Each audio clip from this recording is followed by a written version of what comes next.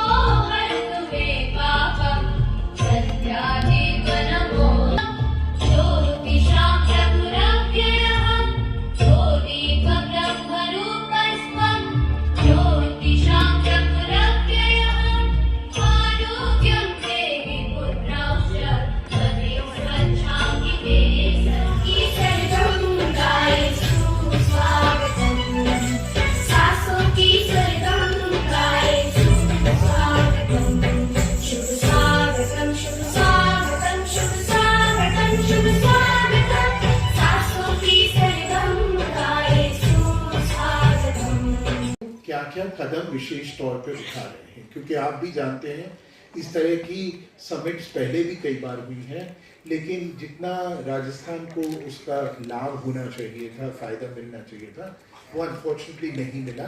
तो आप लोग किस तरह से, आपकी परिकल्पना क्या है, और ये इंश्योर करना कि ग्रास रूट्स तक आके उसके फ़ायदे लोगों तक पहुँचे, उसके लिए आप लोग क्या विशेष कदम उठा रहे हैं?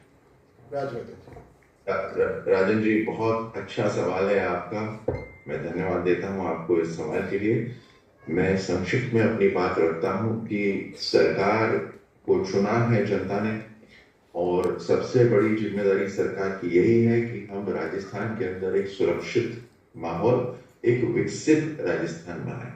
ये विकास जो है, ये राजस्थान का जब हम विकास कहते हैं तो ये हर शहर, हर गांव, हर ढाणी तक पहुंचे। खास तौर से हमारी युवा पीढ़ी को आगे बढ़ने का एक रास्ता मिले, चाहे वो डायरेक्ट एम्प्लॉयमेंट हो या इनडायरेक्ट एम्प्लॉयमेंट हो, चाहे एंटरप्रेन्योरशिप हो या कहीं पर सर्विस के माध्यम से हो। राजन जी, आप और हमारे सभी पत्रकार बंधु ये जानते हैं कि जहाँ पर सुविधाएं होती हैं, जहाँ मार्केट होता है, जहाँ रॉ मटेरियल होता है, जहाँ पर अलग अलग उद्योग आ सकते हैं, बिजनेस व्यवसायी वहीं जाते हैं। हाँ, ये जरूर है, कहीं ना कहीं उनका एक लगाव अपनी मातृभूमि से भी होता है, लेकिन फाइनली जहाँ रेवेन्यू जनरेशन होगा वहीं बड़ी व्यवसाय जाते हैं। अब उस लिहाज से राजस्थान को अगर हम देखें तो सबसे पहले मैं कहता हूँ, एक कदम पीछे लेता हूँ। सबसे पहले पूरी दुनिया के अंदर सबसे तेज प्रगति वाला अगर देश है तो वो भारत है। हमारी जीडीपी की ग्रोथ सबसे ज्यादा एक्सपेक्टेड ग्रोथ है। अब विद इन इंडिया सबसे ज्यादा अगर ग्रोथ एक्सपेक्टेड कहीं पर है तो वो राजस्थान है। हमें इसका लाभ उठाना चाहिए, और उस लाभ उठाने के लिए हम सबको एक सहयोग देने की जरूरत है, सबको शामिल होने की जरूरत है। अब जब हम विदेश गए थे तो एक जगह मुझसे सवाल पूछा गया कि आपको 3 चीजें बताइए जिसमें राजस्थान में वाकई उद्योग लग सकता है। मैंने कहा, साहब हमारा राजस्थान छोटा प्रदेश, छोटा देश नहीं है जैसे कि आपका देश है। हमारा राजस्थान इतना बड़ा है कि यूरोप के कुछ देश इसमें समा सकते हैं। तो हम 3 तो मैं बोल ही दूंगा, लेकिन हमारे पास अनेकों सेक्टर्स हैं जहां पर हम प्रगति कर सकते हैं। फॉर एग्जाम्पल, हमारे राजस्थान के अंदर एक क्षेत्र ऐसा है जहां पेट्रोकेमिकल पार्क अपने आप में आ सकता है। पूरा का पूरा पेट्रोकेमिकल जोन है हमारा पहाड़ में, पचपदरा के अंदर। कौन सी ऐसे सेक्टर्स हैं जहां पर हम इन्वेस्टमेंट और बेहतर कर सकते हैं, ये सारी जानकारियां भी हमारे पत्रकार बंधुओं को बहुत अच्छी तरह, पूरी तरह पता रहती है। मैं देख रहा हूँ स्क्रीन पर मदन जी, हमारे प्रदेश के अध्यक्ष पधारे हैं। मेरा मदन जी को बहुत बहुत नमस्कार, मेरा मदन जी को बहुत बहुत प्रणाम। मैं काम करें, सरकार और जनता के बीच में एक सेतु का काम करें।